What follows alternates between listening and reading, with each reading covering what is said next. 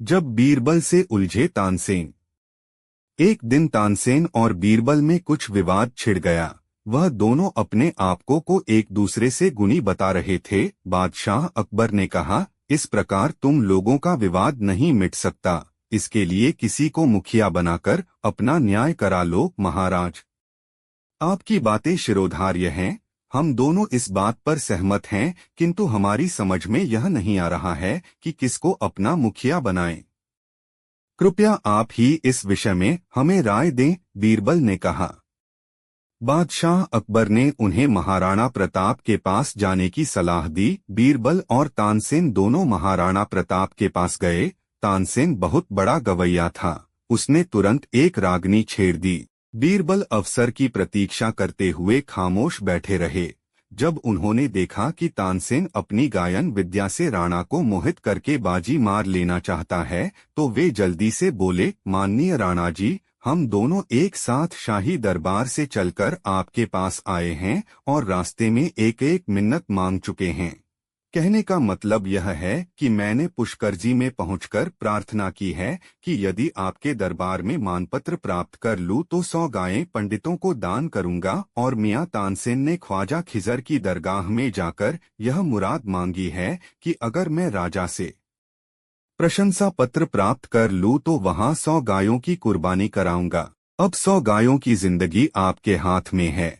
आप चाहें तो उन्हें जीवन दान दे दें या वध कराएं। अगर जिलाने का विचार हो तब मुझे प्रशंसा पत्र दे दीजिए, और यदि 100 गायों को मरवाना हो तो तानसेन को दे दीजिए।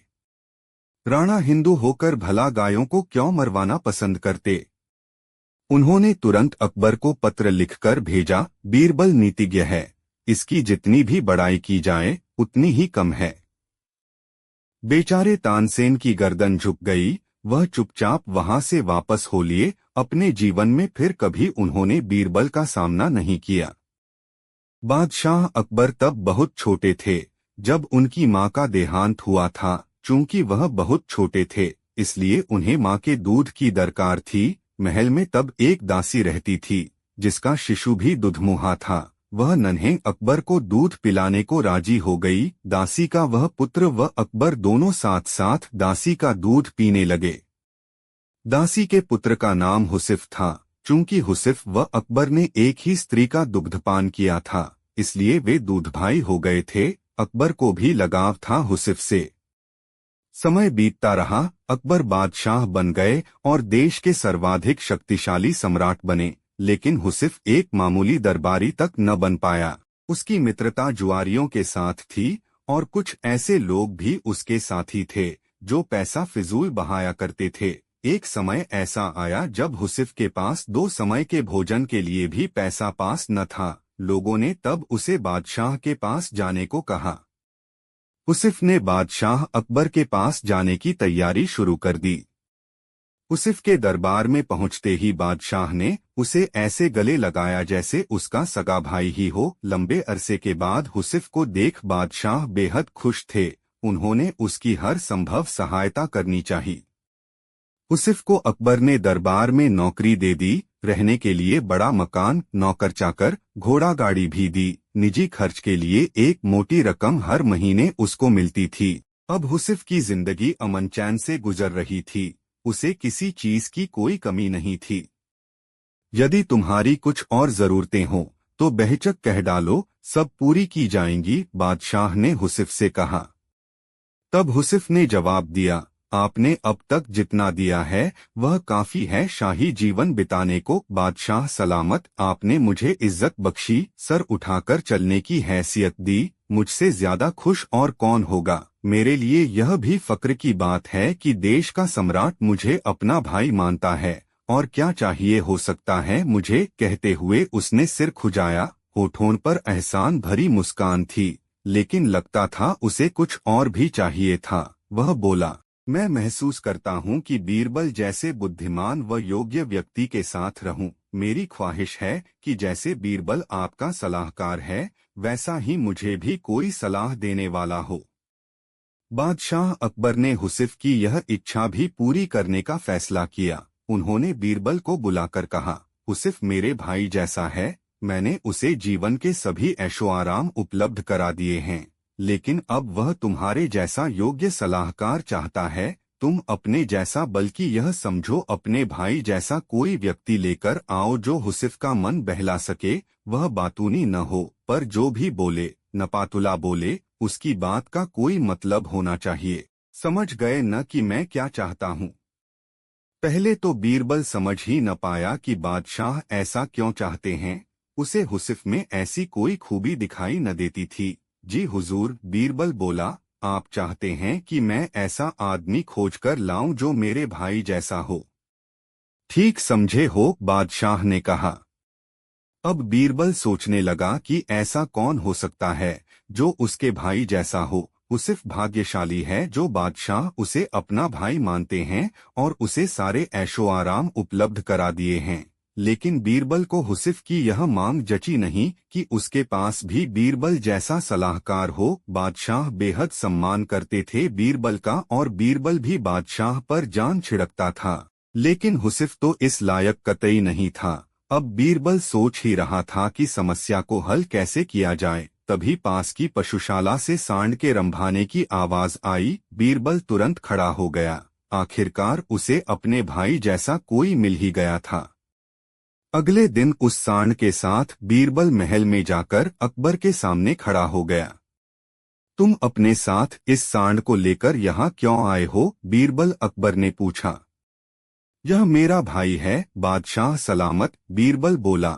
हम दोनों एक ही माँ का दूध पीकर बड़े हुए हैं, गौ माता का दूध पीकर, इसलिए यह सांड मेरे भाई जैसा है। दूध भाई, यह बोलता भी बहुत कम है। जो इसकी भाषा समझ लेता है उसे यह कीमती सलाह भी देता है। इसे हुसिफ को दे दें, मेरे जैसा सलाहकार पाने की उसकी इच्छा पूरी हो जाएगी। बीरबल का यह उत्तर सुनकर अकबर को अपनी गलती का एहसास हुआ। तब उन्हें लगा कि जैसे उन जैसा कोई दूसरा नहीं, वैसे ही बीरबल भी एक ही है। पंडित जी, शाम ढलने को थी। सभी आगंतुक धीरे धीरे अपने घरों को लौटने लगे थे। तभी बीरबल ने देखा कि एक मोटा सा आदमी शर्माता हुआ चुपचाप एक कोने में खड़ा है।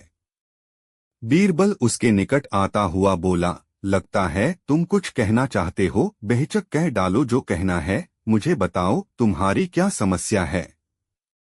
वह मोटा व्यक्ति सकुचाता हुआ बोला, मेरी समस्या यह है कि मैं पढ़ा लिखा नहीं हूँ। मैंने अपनी शिक्षा पर ध्यान नहीं दिया, जिसका मुझे खेद है। मैं भी समाज में सिर उठाकर सम्मान से जीना चाहता हूँ, पर अब नहीं लगता है ऐसा कभी नहीं हो पाएगा।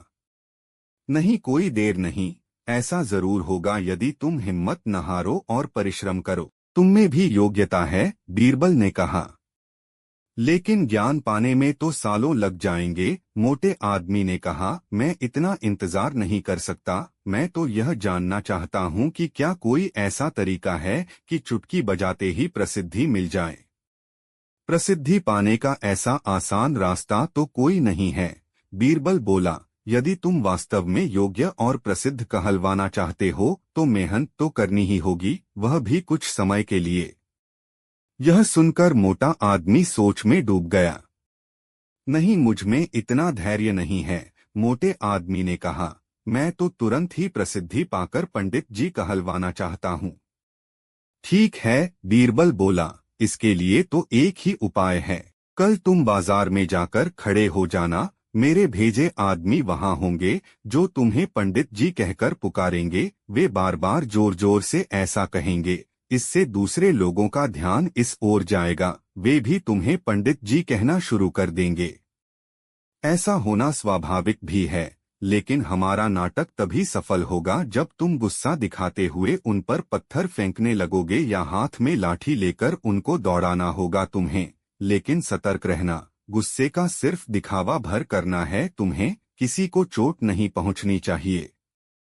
उस समय तो वह मोटा आदमी कुछ समझ नहीं पाया और घर लौट गया। अगली सुबह वह मोटा आदमी बीरबल के कहेनुसार व्यस्त बाजार में जाकर खड़ा हो गया। तभी बीरबल के भेजे आदमी वहां आ पहुंचे और तेज स्वर में कहने लगे, पंडित जी, पंडित जी, पंडित जी। मोटे आदमी ने यह सुन अपनी लाठी उठाई और भाग पड़ा उन आदमियों के पीछे। जैसे सच ही में पिटाई कर देगा। बीरबल के भेजे आदमी वहां से भाग निकले, लेकिन पंडित जी का राग अलापना उन्होंने नहीं छोड़ा। कुछ ही देर बाद आवारा लड़कों का वहां घूमता समूह पंडित जी चिल्लाता हुआ उस मोटे आदमी के आ धमका। बड़ा मजेदार दृश्य उपस्थित हो गया था। मोटा आदमी लोगों के पीछे दौड़ रहा था और लोग पंडित जी कहते हुए नाच गाकर चिल्ला रहे थे। अब मोटा आदमी पंडित जी के नाम से प्रसिद्ध हो गया। जब भी लोग उसे देखते तो पंडित जी कहकर ही संबोधित करते। अपनी ओर से तो लोग यह कहकर उसका मजाक उड़ाते थे कि वह उन पर पत्थर फेंकेगा या लाठी लेकर उनके पीछे दौड़ेगा, लेकिन उन्हें क्या पता था कि मोटा तो चाहता ही यही था, वह प्रसिद्ध तो होने ही लगा था। इसी तरह महीनों बीत गए।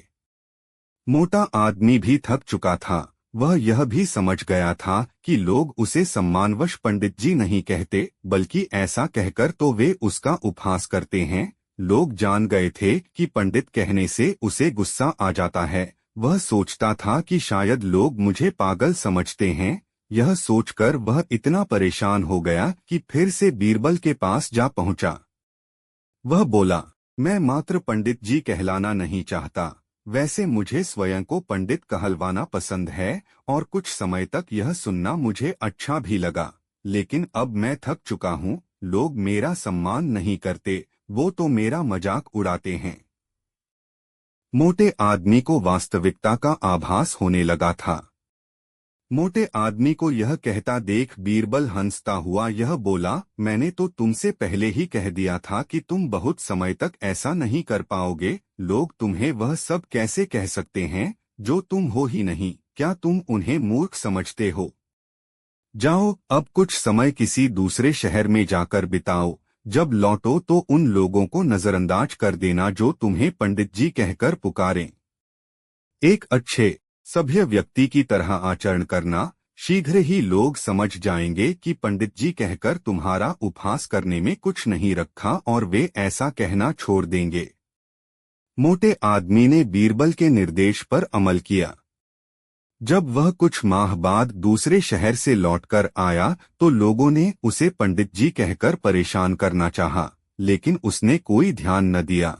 अब वह मोटा आदमी खुश था कि लोग उसे उसके असली नाम से जानने लगे हैं।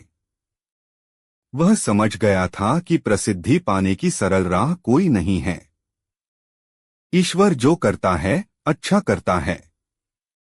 एक बार बादशाह अकबर और बीरबल शिकार पर गए। शिकार करते समय बादशाह की उंगली में तीर चुभ गया। बादशाह पीड़ा से कराह उठे, उनकी उंगली से खून भी बहने लगा था। यह देखकर बीरबल बोले, ईश्वर जो करता है अच्छा करता है। बीरबल का ऐसा कहना बादशाह अकबर को बड़ा बुरा लगा, मगर उस समय वे कुछ नहीं बोले। वापस दरबार में आकर बादशाह ने अकबर की गैर मौजूदगी में यह बात दरबारियों को बताई। इस अवसर पर बीरबल से जलने वालों ने बादशाह को खूब भड़काया। लो जी, ये भी कोई बात हुई। जहांपनाह को पीड़ा पहुँचे और उस बात को भी बीरबल ने मजाक में उड़ा दिया। दूसरा बोला, जहांपनाह ने बीरबल को बहुत सिर पर चढ़ा लिया है। वह भूल गया है कि सम्राट का सम्मान कैसे किया जाता है। हर समय मजाक करता है। ठीक कहते हो, उसे चाहिए तो ये था कि जैसे भी बनता जहांपनाह का इलाज करता, मगर उसने उल्टे मजाक उड़ाया। दरबारियों की इस प्रकार की चापलूसी भरी बातें सुनकर बादशाह अकबर का मस्तिष्क भी घूम गया। उन्हें लगा कि उन्होंने बीरबल को बहुत अधिक सिर पर चढ़ा लिया है, जिसकी वजह से वह अदब कायदा और अपना कर्तव्य भी भूल गया है। तब उन्होंने उन्हीं चापलूस दरबारियों से पूछा कि इस मौके पर क्या किया जाए जिससे बीरबल की अक्ल दुरुस्त हो। तब दरबारी बोले, जहांपनाह, उसे बर्खास्त कर दो, उसे कठोर सजा दी जाए। तीसरा दरबारी बोला, मेरी राय में तो उसे 6 महीने के लिए कालकोठरी में डाल दिया जाए। सबकी सलाह लेकर बादशाह ने दरबार समाप्त किया और अपने महल में चले गए। सारी रात सोच विचार के बाद बादशाह इस निर्णय पर पहुंचे कि बीरबल को सजा देना ही ठीक होगा, जिससे उसका दिमाग ठीक हो। दूसरे दिन बादशाह अकबर दरबार में पधारे। तब तक सभी दरबारी और यहाँ तक कि बीरबल भी आ चुके थे। बादशाह ने तख्त पर बैठकर सबसे पहले सेनानायक को बुलाया। सेना नायक के हाजिर होने पर उन्होंने आदेश दिया, बीरबल को बंदी बनाकर कारागार में डाल दिया जाए। बादशाह के इस आदेश से चापलूस दरबारियों को छोड़कर सभी हक्के बक्के रह गए, स्वयं बीरबल भी। मगर शीघ्र ही उन्हें समझ में आ गया कि कल उनकी गैरहाजिरी में उनसे जलने वाले दरबारियों ने किसी बात पर महाराज के कान भर दिए हैं, जिससे बादशाह सलामत नाराज हैं। आठ बिना कारण पूछे वे सेना नायक के साथ चले गए। सेना नायक ने उन्हें कारागार में डाल दिया। इससे बादशाह अकबर और चापलूस दरबारी संतुष्ट हो गए। इसी प्रकार कुछ दिन गुजर गए। बादशाह का मन शिकार पर जाने को हुआ, मगर किसे लेकर जाएं यह उनकी समझ में न आया। काफी सोच विचार के बाद उन्होंने अकेले ही शिकार पर जाने का निर्णय लिया। शिकार पर निकले बादशाह अचानक रास्ता भटककर आदिवासियों की एक ऐसी बस्ती में जा पहुंचे जो नरभक्षी थे। आदिवासियों ने बादशाह को पकड़कर एक खंबे से बांध दिया और उनके सरदार ने निर्णय दिया कि इसकी बलि चढ़ाई जाएगी। यह घोषणा होते ही सभी आदिवासी खुशी से झूम उठे और ढोलनगाड़े बजा बजाकर नाचने लगे। रात होने पर बादशाह को देवता की मूर्ति के सामने लाकर बांध दिया। फिर आग जलाकर सभी उसके इर्द गिर्द नाचने लगे। अचानक आदिवासियों का पुजारी बलि का निरीक्षण करने आ पहुंचा।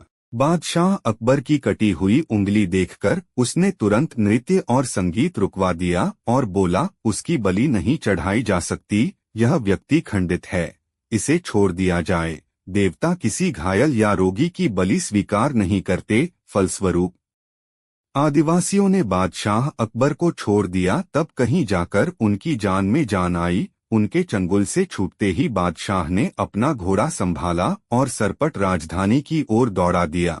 जब वह आदिवासियों की बस्ती से काफी दूर निकल आए तो सोचने लगे कि बीरबल ने ठीक ही कहा था कि ईश्वर जो करता है अच्छा ही करता है।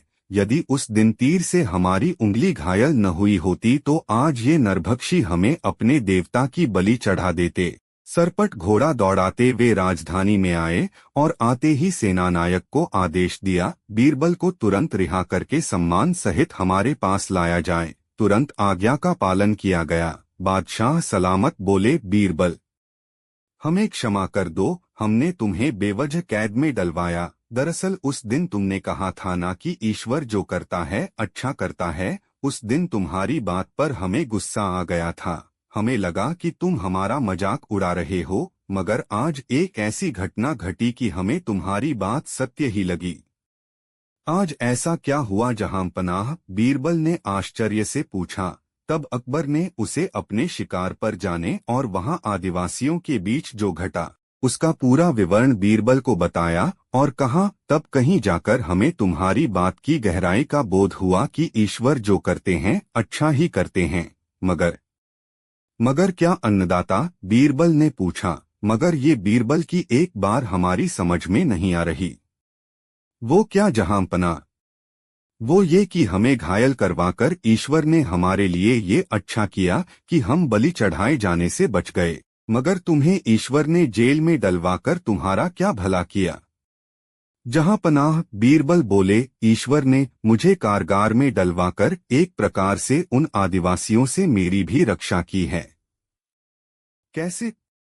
वो ऐसे जहांपनाह की याद, आप मुझे कारावास में न डलवाते तो कल भी शिकार पर आप मुझे अपने साथ ही लेकर जाते। ऐसे में हम दोनों ही रास्ता भटककर उन आदिवासियों द्वारा गिरफ्तार कर लिए जाते। जैसा कि आप बता रहे हैं कि आदिवासी हम दोनों को ही बलि चढ़ाने के लिए अपने देवता के मंदिर में ले जाते। वहां आप तो खंडित होने के कारण साफ बच जाते और मैं बेमौत मारा जाता।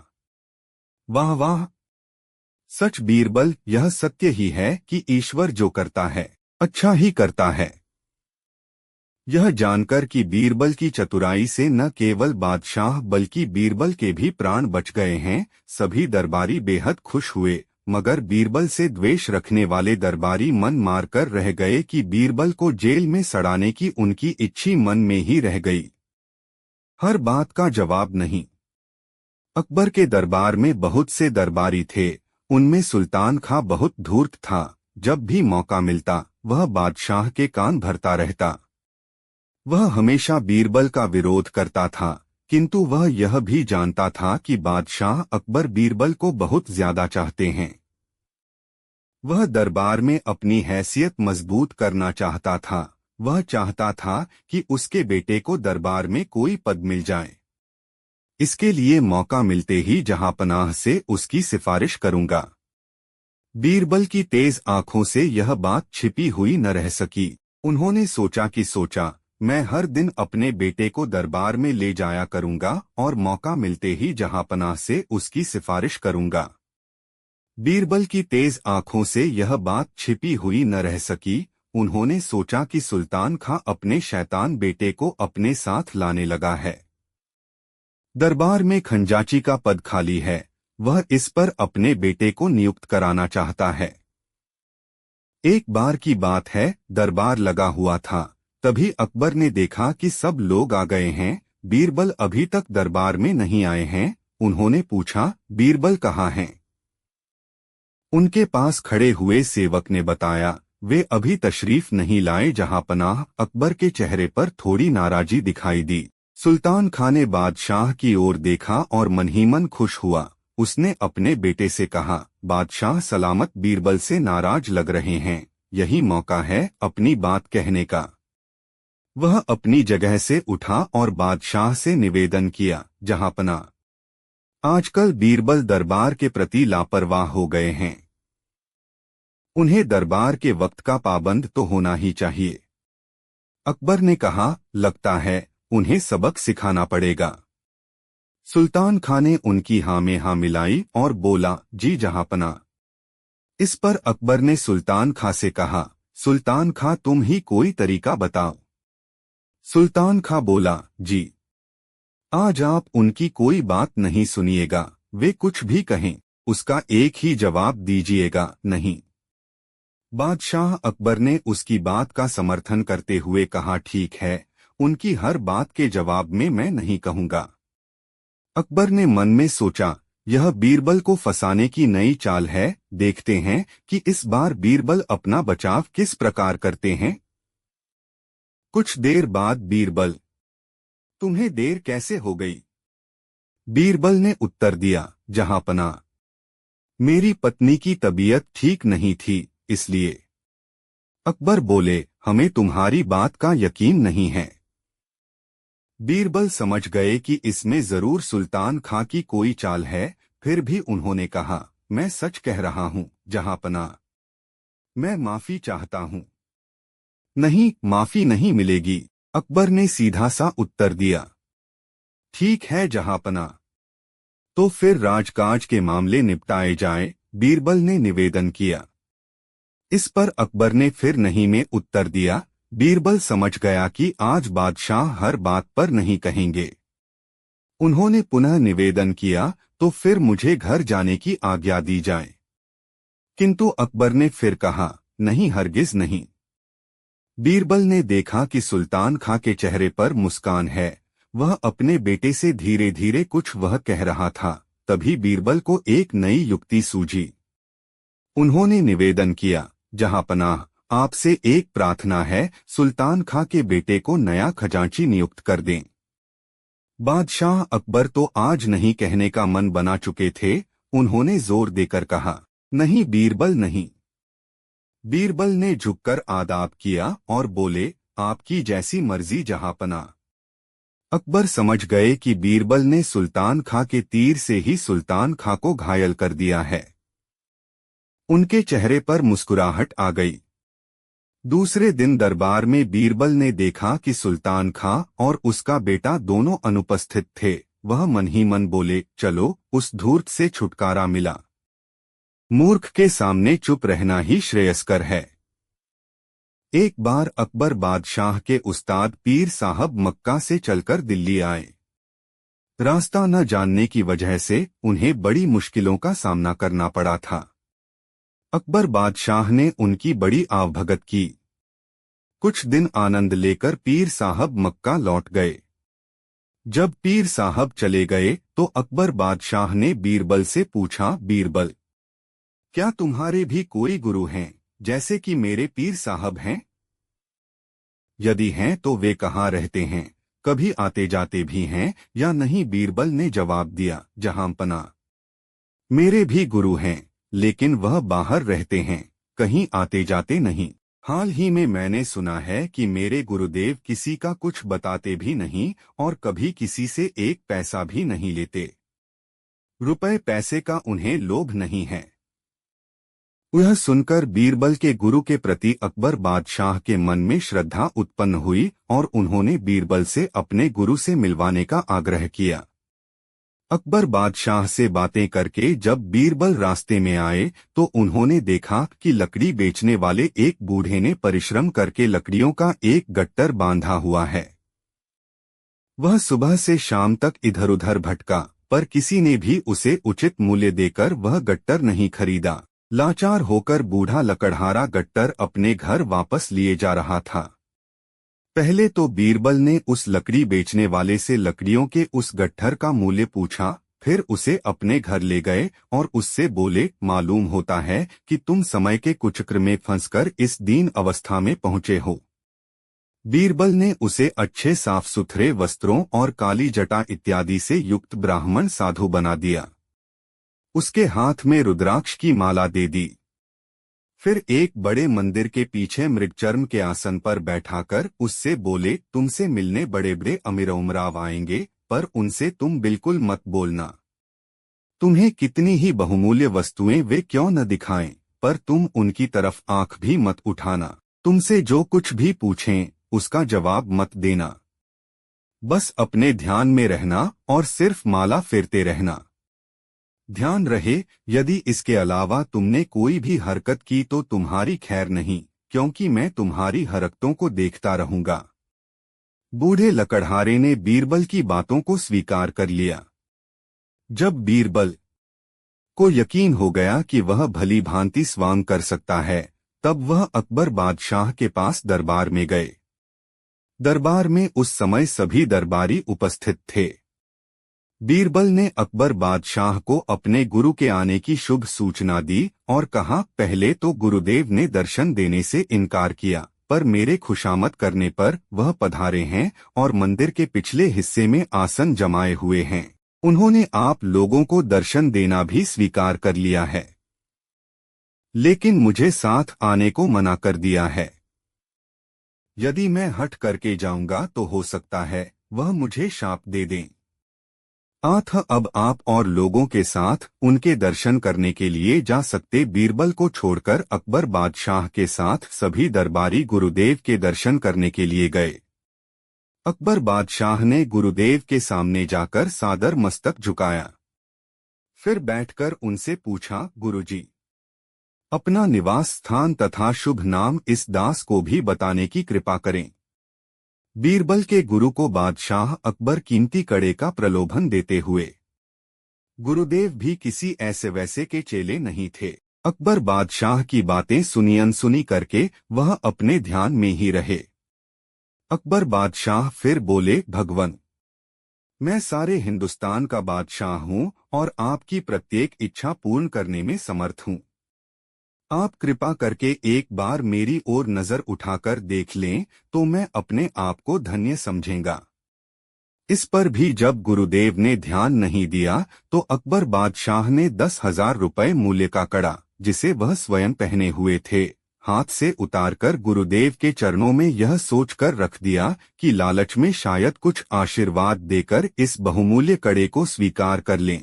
परंतु जब कुछ नतीजा न निकला तो निराश होकर अकबर बादशाह वहां से उठ खड़े हुए और बोले, जो आदमी अतिथि के साथ ऐसा व्यवहार करे उस कठोर हृदय से बातें करना भी मूर्खता है। अकबर बादशाह को क्या पता था कि ऐसे मूर्ख से सामना होगा। उन्होंने वह कड़ा बीरबल के यहाँ भिजवा दिया, क्योंकि दान की हुई वस्तु बादशाह के महल में कैसे आ सकती थी। अगले दिन गुरुदेव का सारा हाल सुनाकर अकबर बादशाह ने बीरबल से पूछा, मूर्ख मिले तो क्या करना चाहिए। बीरबल बोले, उस समय चुप रहना ही अच्छा है। बीरबल के इस जवाब से अकबर बादशाह की रही सही मर्यादा पर भी पानी पड़ गया। उनका विचार था कि ऐसी बात कहकर वह बीरबल के गुरु को मूर्ख साबित करेंगे, पर उल्टे खुद मूर्ख बने। अकबर बादशाह को चुप देखकर बीरबल बोले, जब मैंने पहले ही उनका स्वभाव आपको बता दिया था कि उन्हें रुपए पैसे का लालच नहीं है, कभी किसी के दरवाजे पर वह नहीं जाते और मेरे कहने पर बड़ी मुश्किल से तो वह मिलने को राजी हुए थे, फिर आपने उन्हें लालच क्यों दिया? आपने अपशब्द कहकर गुरु का अपमान किया है। आपको धन दौलत का घमंड है, इसलिए वह आपसे नहीं बोले। बीरबल की बात सुनकर अकबर बहुत लज्जित हुए। सबसे बड़ी गर्ज। अकबर बादशाह विनोदी स्वभाव के थे। उन्हें पहेलियां बुझाने का बड़ा शौक था। उनके दरबार में एक से बढ़कर एक विद्वान और बुद्धिमान भी थे। लेकिन अकबर की अधिकतर पहेलियों का उत्तर बीरबल ही देते थे। यूं कहिए कि बीरबल ही अकबर की पहेलियों का उत्तर दे पाते थे, इसलिए अकबर बादशाह उनसे प्रसन्न रहते थे। एक दिन की बात है कि बीरबल दरबार में उपस्थित नहीं थे। बीरबल की अनुपस्थिति में दूसरे सभासद बीरबल के विषय में अकबर के कान भर रहे थे। उनकी तरह तरह से बुराई कर रहे थे। अकबर बादशाह को यह सब अच्छा नहीं लगा। कारण था कि वे बीरबल को बहुत चाहते थे, उन्हें दिल से प्यार करते थे। आठ बादशाह ने अपने सभासदों से कहा, तुम लोग ख्वामख्वाह बीरबल की बुराइयां कर रहे हो। वास्तव में बीरबल तुम लोगों से कहीं अधिक चतुर व बुद्धिमान हैं। अकबर के ऐसा कहने पर वे लोग कहने लगे, बादशाह सलामत। आप वास्तव में बीरबल को बहुत चाहते हैं, हम लोगों से ज्यादा प्यार करते हैं। इस तरह से आपने एक हिंदू को सिर चढ़ा रखा है।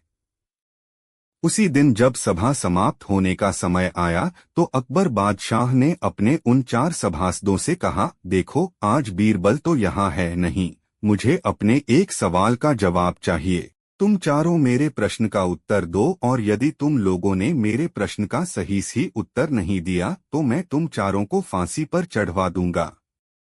बादशाह की बात सुनकर वे चारों घबरा उठे। उनमें से एक ने हिम्मत करके कहा, प्रश्न पूछिए बादशाह सलामत। बादशाह ने पूछा, संसार में सबसे बड़ी चीज क्या है? अकबर का प्रश्न सुनकर चारों चुप। उनकी समझ में सवाल का उत्तर नहीं आया। कुछ देर बाद उनमें से एक ने कहा, खुदा की खुदाई सबसे बड़ी है। दूसरे ने कहा, बादशाह सलामत की सल्तनत बड़ी है। उनके बेतुके उत्तर सुनकर बादशाह ने कहा, अच्छी तरह सोच समझकर उत्तर दो, वरना मैं कह चुका हूं कि तुम लोगों को फांसी लगवा दूंगा। तीसरे ने डरते डरते कहा, बादशाह सलामत, हमें कुछ दिनों की मोहलत दी जाए। बादशाह ने कहा, इसमें मुझे कोई एतराज नहीं है। मैं तुम लोगों की 1 सप्ताह का समय देता हूं। वे चारों सभा से मुंह लटकाए बाहर निकले। उनके चेहरों पर मुर्दनगी छा गई। चारों ही फांसी के नाम से पीले पड़ गए। 6 दिन बीत गए लेकिन उन्हें कोई उत्तर न सूझ सका। तब उन चारों ने आपस में सलाह की कि इस प्रश्न का उत्तर केवल बीरबल ही बता सकता है। इस परेशानी से हमें वहीं उबार सकता है। यह निश्चय करके वे चारों बीरबल के पास पहुंच गए। उन्होंने बीरबल को पूरी घटना कह सुनाई और हाथ जोड़कर उनसे विनती की कि वह उनके प्रश्न का उत्तर बता दें। बीरबल ने उनका प्रश्न सुनकर मुस्कुराकर कहा, मैं तुम्हारे प्रश्न का उत्तर दूंगा, लेकिन मेरी एक शर्त है। आप एक शर्त की बात करते हैं, हमें आपकी 1000 शर्तें मंजूर हैं। बताइए क्या शर्त है? तब बीरबल ने उनको अपनी शर्त बताते हुए कहा, तुम चारों अपने कंधों पर मेरी चारपाई रखकर सभा महल तक ले चलोगे। इसके साथ ही तुम में से एक मेरा हुक्का पकड़ेगा, जिसे मैं पीता हुआ चलूंगा। एक मेरी जूतियां लेकर चलेगा। अगर अन्य किसी समय पर बीरबल उनको यह सब करने के लिए कहते तो शायद वे ऐसा कभी न करते। लेकिन अब जब उन्हें फांसी लगने का डर था तो वे तुरंत ही उनकी बात मानने को तैयार हो गए।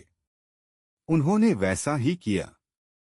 वे चारों अपने कंधों पर बीरबल की चारपाई उठाए, उनका हुक्का और जूतियां उठाए हुए चल दिए। बीरबल हुक्का पीते हुए चले जा रहे थे। रास्ते में लोग आश्चर्य से इस अजीब मंजर को देख रहे थे। उन्होंने जाकर बीरबल की चारपाई को सभा के चार दरबारी बीरबल को चारपाई सहित कंधे पर लादकर दरबार में ले जाते हुए मध्य रख दिया। बीरबल ने चारपाई से उतरकर कहा, बादशाह सलामत। आपको अपने प्रश्न का उत्तर मिल गया। संसार में सबसे बड़ी चीज गर्ज है। अकबर बादशाह मुस्करा उठे। दरअसल वे उन चारों को सबक सिखाना चाहते थे।